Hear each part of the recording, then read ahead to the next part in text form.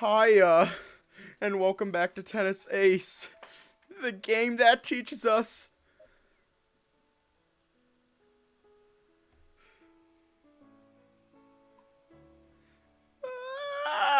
Ah! Ah! Ah! Fuck!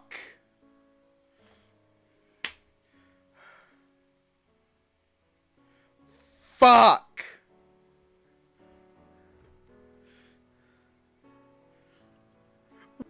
Anyways, enough screaming. Let's just hop right in. Eventually, I begin to see the same spots even when I close my eyes, watching them dance around under my eyelids until they lull me into... Actually, I don't even know. A trance? Let me just... fix that. Yeah, it's been 3 months. My eyes fly open at the sudden intrusion into my peaceful mind sanctuary, reflexively turning my head toward the source of the sound. What's going on? I was just starting to feel comfortable, too. God damn it, didn't I just say I want to be left alone? How long has it even been? It feels like I barely got a couple minutes of quiet. When I continue to stare at this door without answering, the knock comes again. Hey, dummy, it's me, open up. That's... Saya? What? Why? I continue to stare without responding, still confused at what she's doing here. I look around for my phone, but find it so much farther away than I remembered it. That's when I realize that everything seems to be back to normal. I blink a few times, looking around and realizing that my environment is the same as always again. Did I dream all of that? In case you're planning on ignoring me until I leave, let me remind you that I am 100% okay with breaking this door down if you don't open it in the next few minutes. Ugh, seriously? Worst part is that I totally believe her on that. I can barely summon forth the effort required to get up and make my way to the door, yet somehow do anyway. Anything to keep Sai from breaking my door down.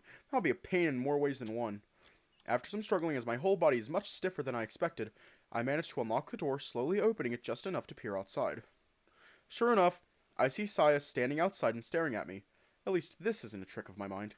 Finally! I was starting to worry I would actually have to break your door down. What are you doing here? Shouldn't you be in class?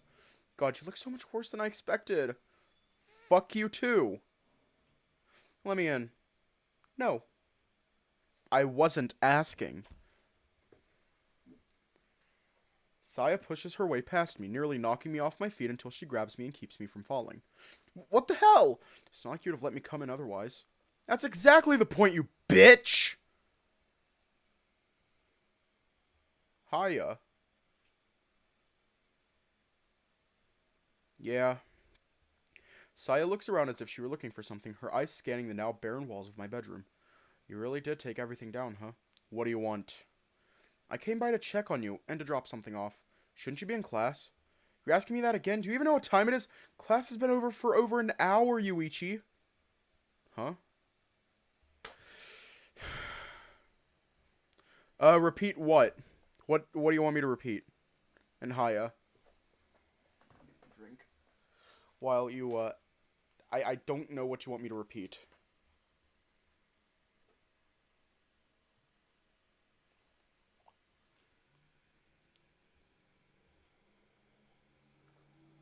Oh yeah, Yuuichi called Saya a bitch.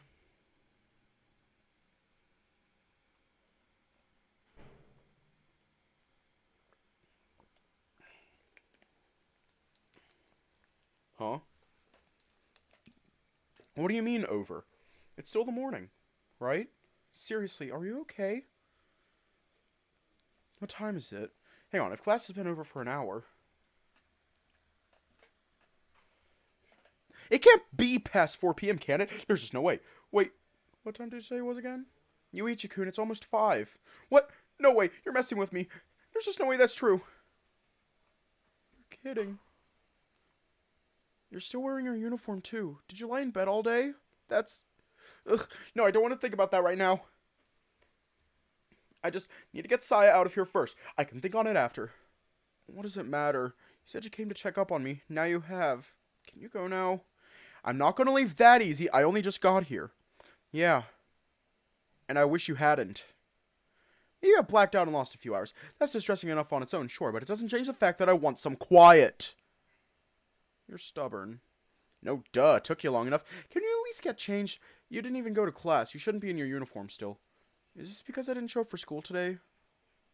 Yes and no. June-kun was pretty anxious about it, but had planned on dropping by anyway. Drop something off? Yeah. What even is it?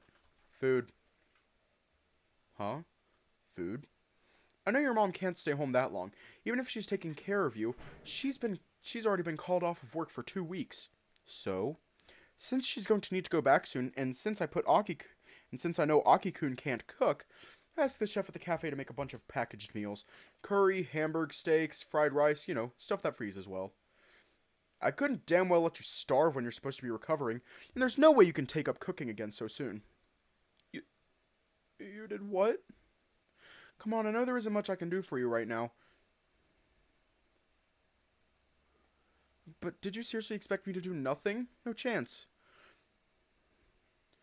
I did also ask Misaki-san to let me know when she'll be back to work so I can start coming by every couple of days to do you guys' laundry. But she kept insisting that I shouldn't worry about it, so I guess I have to figure out a way to sneak in and out to do it. Hang on a second. What are you talking about? Why are you even thinking about this in the first place? Why would you do something like this? Like that? I just treated you like shit. Now you're talking about doing all this stuff for me? Why? While Saya-chan continues to talk, I feel my chest beginning to tighten up. As my heart picks up speed, racing faster and faster, the beating gets so loud that my ears start ringing, drowning out the sound of Saya's voice. Eventually, all I can hear and all I can focus on is the constant beating of my heart. As I suppress the urge to clutch my chest, trying as hard as I can to act normal, I begin to notice those spots from before making a comeback. Except this time, instead of dancing in my vision, they're actively messing with everything around me. Although I feel like I should be panicking from this, I feel oddly calm. In fact, it's unnerving how calm I feel. I am plagued by a sensation like I might fall at any second. My knees stay steady. Despite me feeling like I want to throw up, I remain unmoved. My entire body tenses up, as if I were getting swallowed up by some kind of invisible wave of malaise. I'm out of breath, but I'm still breathing. I'm sure I'm still breathing. Just to prove it to myself, I force myself to take a breath, and then another one, and another one. Like a spectator, I watch myself mechanically going through the motions. I do realize that Saya is still talking, but I can barely make out what she's saying anymore. Her voice is being muffled and drowned out by the screaming of my own voice inside my head, so loud that it threatens to split my head. All at once, the feelings of inadequacy and vulnerability I've been feeling all morning come back full force, now with the added dose of guilt for good measure. Saya came all this way because she worried for me. She brought us food and offered to help with our chores, all because she cares. I know I should care about that, but I don't. For some reason, I find myself more and more incapable of caring. The fact that I can't make myself care brings an overwhelming feeling of guilt that I can't shake off. I know I'm in the wrong about it, and I know that I should feel some kind of gratitude or something, but as a vortex of emotions continues to swirl, everything else becomes muted. At some point, I became vaguely aware that Saya and Yuuichi had continued to talk while my thoughts wandered. Or more like she talked to him. How long did they even spend like this? I can't tell anymore. It feels like they've been at it for a really long time, yet also not. Yuuichi nodded along every now and again, responding when appropriate to keep her from looking too deep into him, telling her whatever she seemed to want to hear. It seemed to work as the girl slowly grew more relaxed, the obvious tension and concern leaving her body little by little. I'll keep an eye out for those creeps, she said, talking about the reporters from earlier. If they come to me, I'll give them a piece of my mind. Thank you, Saya-chan, Yuuichi muttered, forcing a weary smile upon his face. I appreciate it. Those words seemed to disarm her, making the bunny smile in relief. Will you still show up for class on Monday? She asked. If things have calmed down by then. Good. June-kun was pretty worried about you, she said, quickly correcting herself when she realized how it came out. Everyone was, really. He was just the one worrying the most. He said he wanted to drop by and check in on you since you didn't answer anyone's messages, but I told him to give you space. Mostly because I already plan on coming over, though. I thought that having 2 people over on the same day might be too much for you. And this was even before your mom filled me in on what happened. She tried laughing away the awkwardness, but succeeded only in making the tense, uncomfortable mood feel that much more obvious. Sensing that he should probably say something, Yuuichi spoke up. That's okay. You were probably right about that. Thanks. I should probably get going now, she eventually said, looking thoughtfully at the Shiba. You seem to be doing fine, considering what happened, but you probably need some rest. I'll let the others know so they don't worry too much. Thanks, Saya-chan, the Shiba answered, smiling brightly in response. And thanks for the food, too. That was really nice of you. Sorry I was such an ass when you showed up. Don't mention it. I'm here for you no matter what. You know that. And after what happened this morning, you've earned the right to be a little rude. I'm just glad I didn't actually have to break your door. Yuichi nodded. It definitely would have cost you a lot to replace it, that's for sure. I'd have to replace it? Of course you would, the Shiba sighed, rubbing the bridge of his nose in exasperation upon being confronted with Sai's cluelessness. You can't expect to break other people's things and not have to replace them. Alright. I'll keep that in mind for next time. There better not be a next time, Yuichi thought to himself, sighing inwardly. Eventually, having finally satisfied whatever emotion she had in coming over, the girl excused herself, leaving the Shiba's room and closing the door behind her on her way out. Once she was finally gone, Yuichi allowed himself to fall back onto his bed, looking up at the ceiling as he began counting the spots in his vision. Bright fluorescent lights, the beeping of unfamiliar machinery, the smell of antiseptic in the air. All at once, a flurry of memories came back. So strong and vivid that for a second, the young man thought he was back there, reliving that day's events once more. When he closed his eyes, he could almost feel as if he were back there once more. The aching all over his body, the taste of iron in his mouth, the scent of blood and burning. He could still hear the sounds of tires screeching far too late as they came to a halt, the panicked murmurs of bystanders, the cries of a certain someone. Warmth enveloping his whole body, like an oozing, pulsating shroud pulling him further and further underwater. Eventually, he raised his hand in the air until it was covered with light, watching as his own hand doubled up and shimmered along with everything else, balling it up into a fist and relaxing it a few times. Somewhere, hidden in the depths of his frayed mind, he could remember gowned figure standing over him before being injected with something that dulled his senses, eventually knocking him out.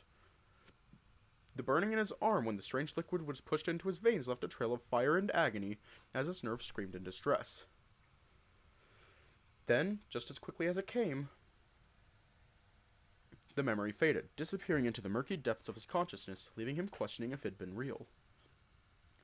Yuichi continued opening and closing his fist, inspecting his hand and tracing the lines of his veins with the fingertip, watching the strange phenomenon with great interest before eventually feeling the heaviness of his body start to take its toll on him.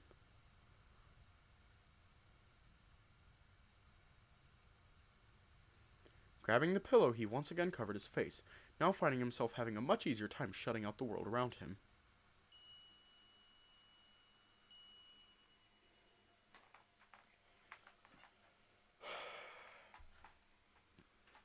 For the next few days, Yuichi found himself oddly unbothered. Based on the ruckus raised every now and then, it seemed that the reporters had come by a handful more times, but the Shiba found himself paying them no mind. In fact, he spent much of the last 2 days merely lying in his bed, either not having the energy to get up or lacking the motivation, save for when he could no longer avoid going to the bathroom. His family had come knocking a few times, trying to convince him to come out of the room more or to talk, but he mostly ignored them outside of mealtimes. Eventually, the message seemed to have struck, as by the morning of Wednesday, the visits seemed to have stopped entirely. On the other hand, the Shiba's phone vibrated non-stop for most of Friday and Saturday, wherever the room had fallen after being tossed aside. Whether it stopped because no one was messaging him anymore or because it run out of battery, Yuichi couldn't say. The Shiba looked around his room when a random noise drew his attention away from his own thoughts, looking around carefully to make sure he wasn't imagining things once again. Although his vision had more or less gone back to normal after a day or so, the feeling of being underwater remained. Yuichi took a deep breath as if to remind himself that he still could. While the feeling wasn't entirely unpleasant, it could be quite unsettling whenever the Shiba stopped to think about it. Never before had he felt so disconnected from himself. It was as if he were watching the person that used to be Yuichi moving around and piloting his body from behind some kind of screen. It was him, but it also felt like it wasn't. Misaki had needed to go back to work the day before, leaving Yuichi and Akiyoshi alone once more as the family began returning to its old routine. The younger Shiba tried his best to coax his brother out of the house and back to school, but Yuichi used the reporters as an excuse to continue skipping out. After all, if even getting out of bed was difficult enough, why would he try going outside? In fact, Akiyoshi was a strange one for being so insistent on it despite all the grief recent events had given his older brother. Wasn't it enough to know that Yuichi was fine and well? He was walking around the house, keeping up with his exercises, and eating properly again. What else could he be asked for? Yuichi, it's me. A familiar, boyish voice echoed from the other side of the door, briefly drawing the Shiba's attention up from his own mind as he stared blankly at the door for a few seconds before answering. It's open. For a few moments there was silence. Then the knob was turned, very slowly in fact, before the door swung open. Hey, Yuichi said, offering the tiger a curt, passionate greeting, masking any signs of surprise, if he even felt any. Hi, sorry to drop in out of nowhere, the tiger responded, gingerly closing the door behind him and stepping into the room. His eyes quickly scanning the environment as he is wont to do. I would have called ahead, but it's not like you've been picking up your phone. Jun's eyes glanced over the entire room, lingering for a few seconds on something outside of Yuichi's vision before finally landing on the Shiba himself. It's, a bit messier than usual, the tiger observed, trying to force on a smile to perhaps attempt to soften the blow of his criticism. Regardless, Yuichi merely shrugged in response. My phone's probably here somewhere. I'm not so sure where. Somewhere? The tiger cried out. What does that even mean? The ringing was loud and a bother, so I tossed it aside. Must have fallen under something. The battery probably ran out too. It's been a few days. Surprised you can say that with a straight face. Except not really. What are you doing here, anyway? The Shiba asked, feigning concern. I was worried about you, of course. Miyazaguchi-san said we should give you space, but when you kept not coming to school, I couldn't wait anymore. The distress was clear on the tiger's face. He looked down at the floor, fidgeting where he stood, his ears drooping along with his mood. Although he couldn't quite put his finger on why, Yuichi thought he should probably say something to reassure him. I'm totally fine, see? I'm not so sure about that. Why not? The tiger shifted around uncomfortably, hugging his eyes close to his body as he hesitated to answer. Your eyes, they look vacant. Vacant? Yuichi stared blankly at the tiger, unable to understand his meaning. What could he mean by vacant? How long have you been in here? The tiger asked, hiding a grimace as he looked around the room once more. Looks like you haven't left in days. I go out every now and then, Yuichi responded, matter-of-factly. I use the bathroom and go downstairs to eat. What about the house? Don't you leave the house? I can't. Didn't Saya tell you about the journalists? But you can't stay inside forever either. Yuichi blinked a couple times, not knowing how to process the tiger's sudden annoyance.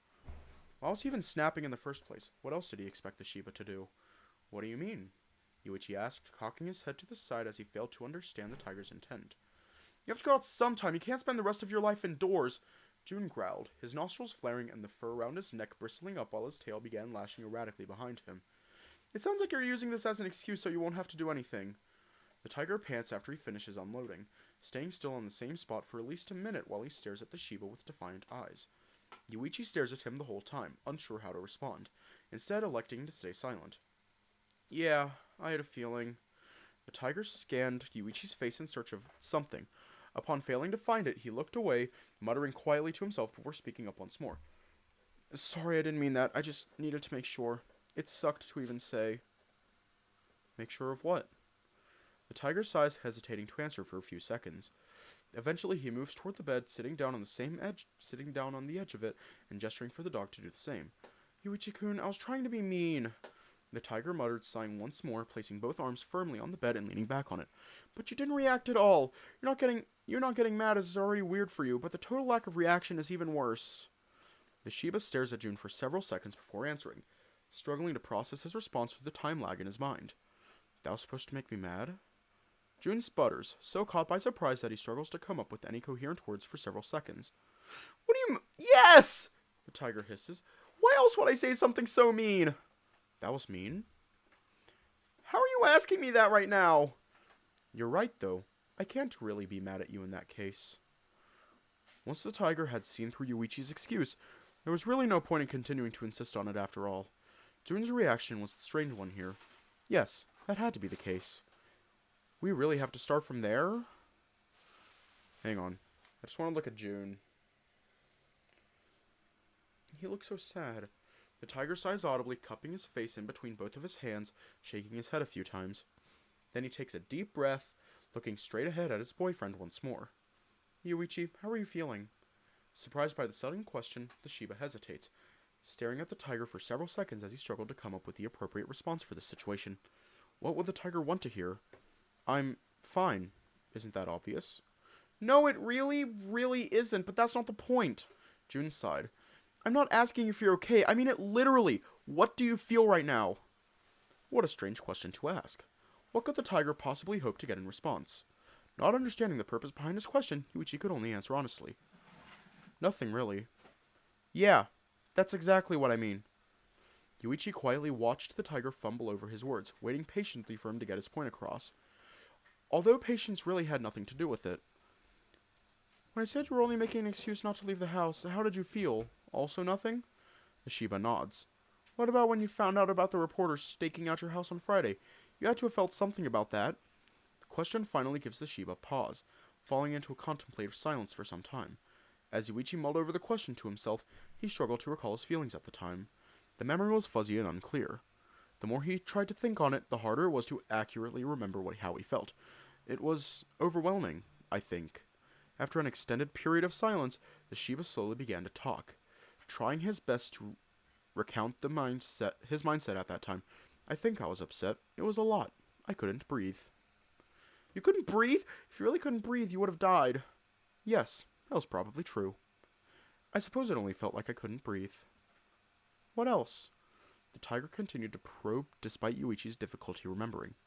The more the Shiba tried to remember, the stranger he seemed. I'm not sure. I can't remember. Yeah, it makes sense. The tiger shifted around on his seat, scooting closer to the Shiba. Yuichi watched him curiously, unsure of what Jun's intentions were. Slowly, the tiger made a show of moving his hand under Yuichi's own. His hand toward Yuichi's own, interlocking their fingers together. What about now? What do you feel? Your hand, Yuichi answered dryly, unsure of what the point of this exercise was. Okay, what does my hand feel like? Warm? What else? Yuichi frowned.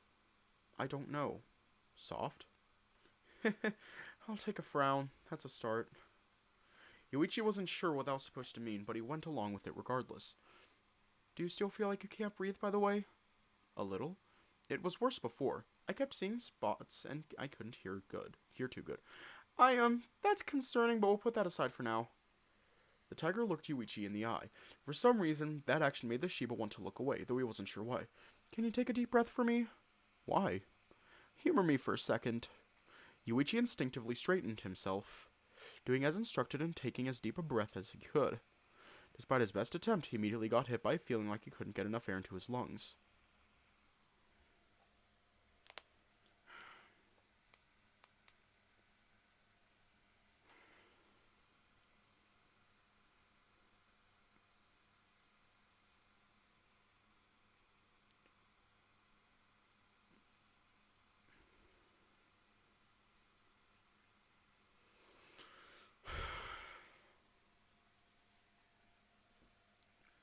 Yuichi is not doing well.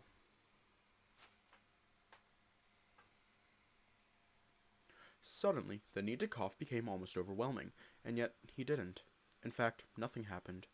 Once he was done, Yuichi looked to the tiger, waiting to see if he'd ask for anything else. How did it go again? All right. Jun let go of the Shiba's hand, bringing his own up to Yuichi's chest and placing it there. Yuichi looked down at his own chest, puzzled by the gesture. Okay, now can you try again for me? This time I want you to breathe in while I keep count. Just focus on my voice and the feeling of my hand on your chest. The Shiba side-eyed the tiger suspiciously, eventually agreeing to continue after some reluctance. He tried to do as instructed, focusing on the feeling of Jun's hand. For some reason, he was struck with a sense of déjà vu.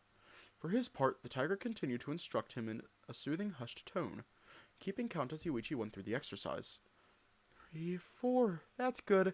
Now hold it in for me. 1, 2, 3, 4, 5, 6. Now breathe out slowly. 1, 2... Yuichi repeated the same instructions for what seemed like several minutes. Every time he thought he was done, the tiger would ask him to do it one more time, and then one more time, and once more. While his growing confusion did not stop the Shiba from continuing to do it, as he had no real reason to do so, he did begin to question himself on what this was supposed to accomplish in the first place. It wasn't unpleasant. At the very least, though that wasn't exactly a shining endorsement. What exactly are we doing? The Shiba finally asked. Simple breathing exercise. It can help when you're... Well, like you are. Like he was? What exactly did that mean? How does your breathing feel? Although it took him a second to notice, the Shiba's eyes widened ever so slightly when it hit him. Better. That's good. I don't expect this to work all that fast, but hopefully it should help. The Shiba took a second to stop and examine himself. His breathing, which had felt oddly labored for almost a week, was now much lighter, as if a great weight had been lifted from his chest, allowing it to finally expand properly with each breath. Not only that, when he stopped to think on it, the tiger's hand on his chest felt warmer. Somehow it was cozier, radiating some kind of comfortable warmth that Yuuichi couldn't quite describe. You should keep doing exercises like these. I can teach a few others that I know of too. That should help us find something that works for you. How do you know all this? Immediately, the tiger's expression shifted.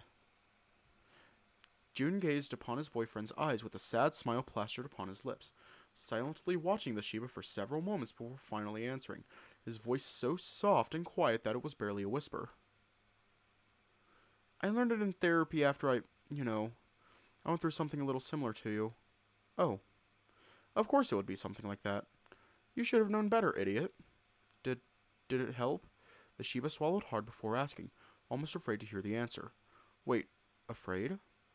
In a sense, I was in that way for a really long time. I'm not sure if the person that came back was the same person I used to be before. Seeing the tiger's expression awoke something in the Shiba, a painful pang in his chest, an indescribable urge to reach out and console the tiger. So he did just that. Reaching with his one free hand, the Shiba cupped the tiger's face as gently as he could, stroking his boyfriend's cheek with his thumb. Sorry. Such a weak apology was all he could muster. For some reason, Yuuichi found himself unable to hold eye contact, instead looking down at his lap. Why are you even apologizing? It's fine for you to ask. I did promise I'd be honest with you from now on, but... Yuuichi looked up after the tiger's pause, just in time to catch a truly gentle smile on Jun's face as he mouthed a single expression. Thank you. The Shiba's chest tightened suddenly. For a second, he grew distressed at the strange sensation, taking a few seconds to realize that it wasn't a bad feeling. He was embarrassed? All at once, his face grew warm and he couldn't sustain eye contact anymore. That's a really cute face expression you have right now. I doubt it. Why would I lie? Yuuichi grumbled. Shut up. It's good to see you acting a bit more like yourself again. What's that supposed to mean? When wasn't I? That's... Oh boy, this is going to take a while. Color's back. At some point, Jun convinced the Shiba to head downstairs, claiming that Yuichi's room was disorganized and stifling. Although he wasn't sure exactly what that meant, Yuuichi found himself agreeing quite easily despite his earlier reluctance to even entertain anyone else for the past few days. The two sat together on the couch, keeping about a shoulder's width apart from distance from each other. Far enough that they wouldn't touch, but also close enough that the Shiba felt abnormally conscious of the tiger sitting beside him. Wait, abnormal?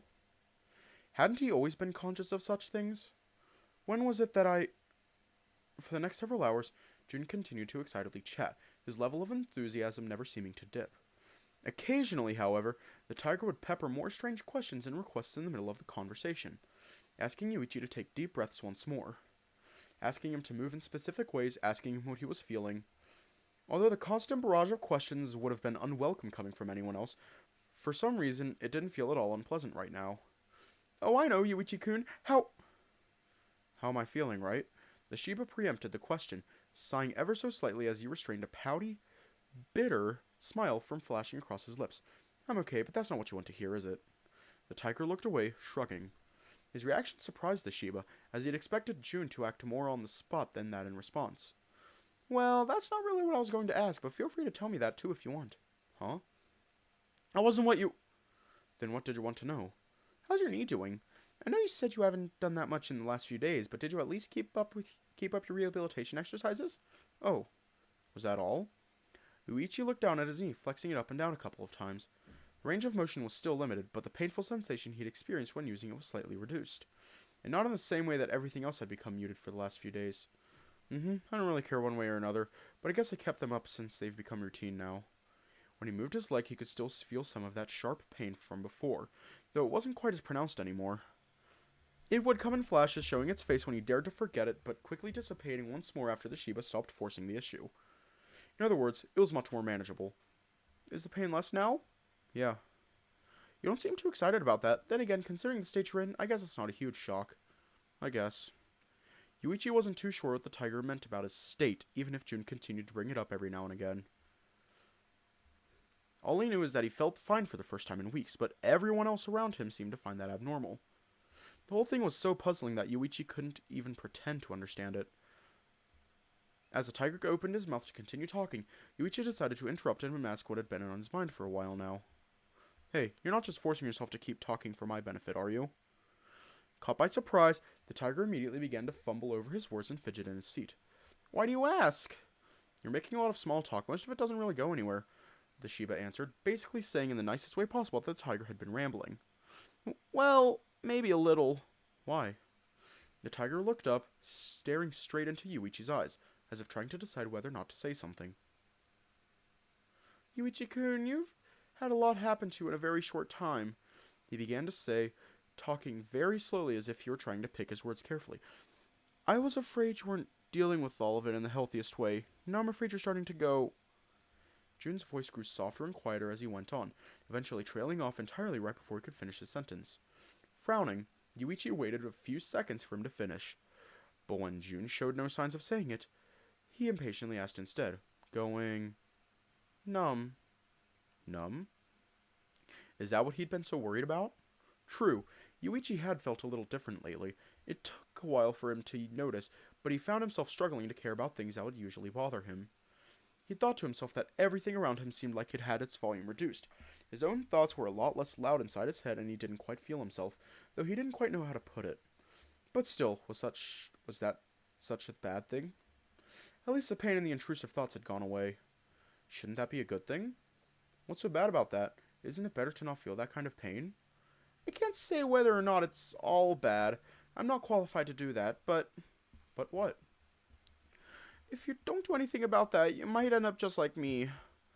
The weight of those words immediately hit Yuichi like a slap to the face. Of course, Jun had said not a few hours ago that he learned ways to deal with this from his own personal experiences. Isn't it obvious that he'd be worried about that?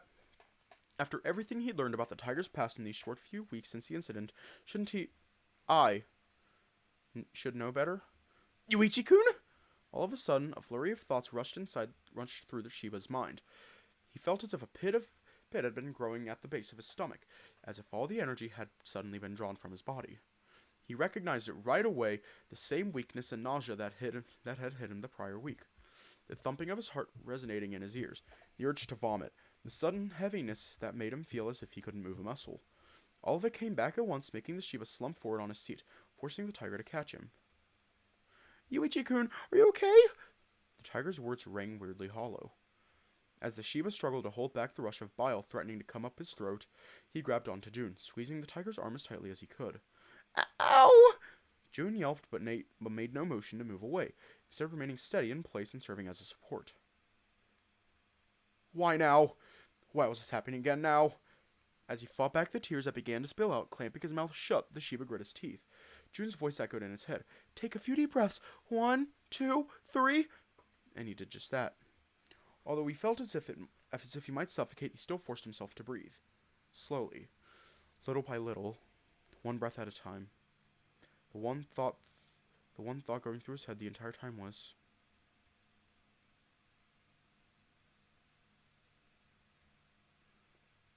that I shouldn't be the reason he makes those kinds of faces. I feel sick. What happened? Hell if I know. It's like someone turned up the volume to 11 all of a sudden. My head hurts. The volume? Sorry, I don't know how else to explain it. Everything feels so overwhelming right now. It's like I have a million different thoughts screaming for my attention all at once, when before I only had one. Are you sure you're okay? You seem really pale. I think I'll be fine. I still feel a little weird, but that should hopefully pass soon. Then again, I've been feeling weird for a while now. What even was all that? I don't really know how to describe it. Feels like waking up from a fever dream. Jun shifts closer to me, wrapping his arm around my shoulder and pulling me in for a hug. I won't push if that's the case, but I'm here if you need me. Here for you if you need me. Not going to ask me to do any more breathing exercises or anything like that, are you? Well, I do recommend them doing every now and again when you start feeling overwhelmed. Just maybe not now. Bet. I close my eyes, trying to block away the headache that threatens to split my head. What the hell happened to me? I can't deny that this is comfortable, but the situation certainly isn't ideal. Yuuichi, I really feel like I need to pass out right now. Sorry, Jun, but could you go home for now? I really feel like I need a break for now. Yeah, of course. I don't want to overwhelm you again. Can you just promise me one thing? Yeah, I'll look for my phone, don't worry. Oh, right, your phone. Okay, can you promise me 2 things? 2? Promise me you'll keep doing those exercises I taught you? Sure. They did make me feel better. I have no idea why, though. It's okay. We can talk about it more later when you're feeling a little less bleh. Bleh feels like an apt descriptor, that's for sure. Jun pulls away from me, helping me to steady myself on my seat before he does so. Should I, help you back upstairs? Nah, I think I'll just lie on the couch for a bit. I'm a little tired of my room. Fair enough. I should probably see you out, though. Nah, don't worry about that. I know where you keep the spare key. How do you think I got it in the first place? Fair enough. Think you can lock up and put it back? Sure. I'm glad you're still keeping in high spirits, Jun. I don't really care if you actually are this happy right now or if you're just acting for my benefit. Either way, thank you. Oh, before I go, though, Jun gets back up on his feet, looking down at me with a teasing smile for a second. I barely have time to ask myself what he's doing before he crouches, leaning forward, and... I can't go without doing this first. He closes the distance between us in an instant, his lips meeting up with mine. It's warm, and wet, and faintly sweet. As quickly as he went in for the kiss, the tiger pulled away, leaving me with just a quick peck on the lips. There, now I'm satisfied. Okay, I really should leave now. Bye-bye. Bye. I watch him until he disappears from my view. Okay. So. I got disconnected from the internet. Real quick. Hang on, I'm going to check something real quick.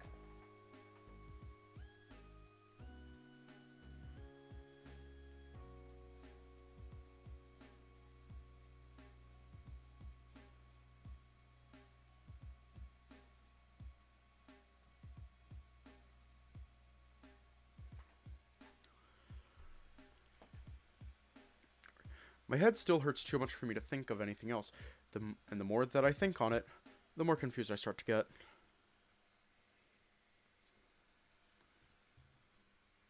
Hang on.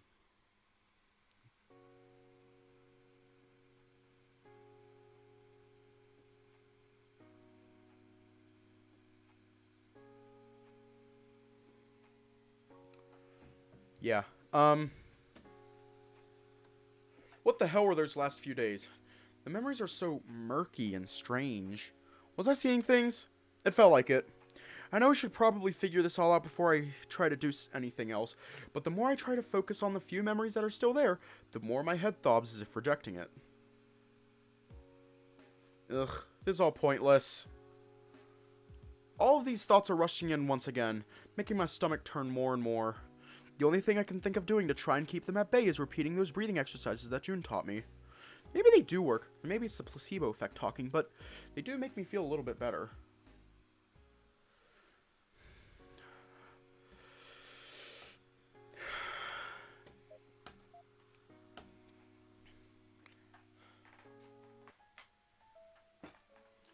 Okay. I just took my hair down. Yeah, I took my hair down. It's long. Amazing news. There is, no joke, one more not chord progressions, tennis ace stream. There's one more. There's